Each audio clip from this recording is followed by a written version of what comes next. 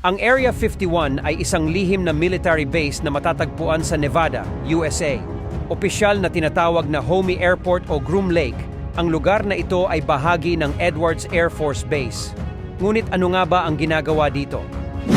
Ang Area 51 ay matagal nang pinaghihinalaan bilang sentro ng mga lihim na proyekto ng gobyerno ng Estados Unidos. Ito ay itinayo noong 1955 at mula noon, naging puno ng misteryo at haka-haka. Sa loob ng mga dekada, maraming teorya ang lumabas tungkol sa mga proyekto na isinasagawa sa Area 51. Ang ilan sa mga pinakakilalang proyekto ay ang development ng mga spy planes tulad ng U-2 at SR-71 Blackbird. Ang U-2 spy plane ay dinisenyo para sa high-altitude reconnaissance missions noong Cold War, habang ang SR-71 Blackbird ay kilala bilang isa sa pinakamabilis na eroplano na ginawa.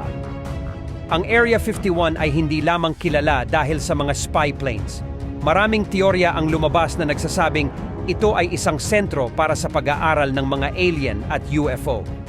Ayon sa mga teorya, may mga alien spacecraft na dinala dito mula sa mga crash sites tulad ng Roswell incident noong 1947.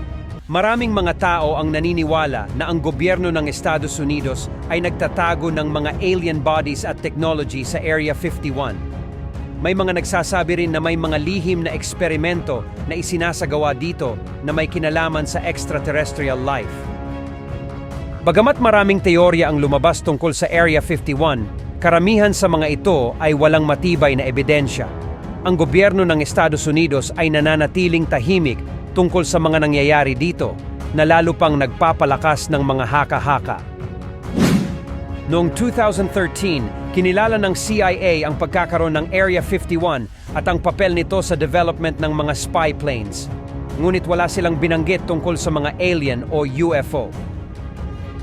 Ang Area 51 ay isang highly restricted area, kaya't hindi basta-basta makakapunta ang mga tao dito. May mga warning signs na nagsasabing bawal ang paglapit at pagkuha ng litrato. Ngunit may mga turista pa rin na pumupunta sa malapit na lugar upang makita kahit man lang ang mga palatandaan ng base. Ang Rachel, Nevada, ay isang maliit na bayan malapit sa Area 51 na kilala bilang Extraterrestrial Highway. Dito, makakakita ka ng mga souvenir shops at restaurants na may temang alien. Ang Area 51 ay nananatiling isa sa mga pinakakilalang misteryo sa mundo.